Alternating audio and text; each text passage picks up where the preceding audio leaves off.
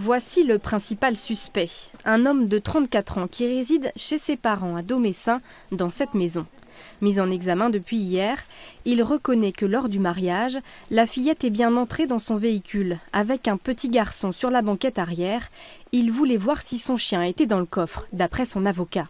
Malgré tout, l'homme continue de nier son implication dans la disparition de la fillette. Sa mère comme ses voisins sont convaincus de son innocence. Je connais mon fils. C'est impossible qu'il fasse une chose pareille. C'est impossible. C'est impossible. Qu'est-ce qu'il vous a dit, lui, votre fils ? Que c'était une erreur. Et moi, je dis la même chose. On cherche un coupable et on trouve un jeune homme parce que quand il était jeune, il a fait des bêtises, des petites bêtises. Et là, maintenant, on trouve le coupable. Voilà. Quand nous, on le voit, il est vraiment... il est poli, enfin, il nous dit bonjour. J'ai jamais eu de souci avec lui. Il promène ses chiens. Il est vraiment... vraiment, on s'est dit que c'était pas lui. L'homme avait déjà été placé en garde à vue jeudi, mais relâché faute de preuves.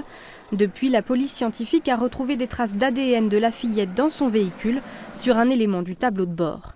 Hier soir, il a été placé en détention provisoire à la maison d'arrêt de Vars.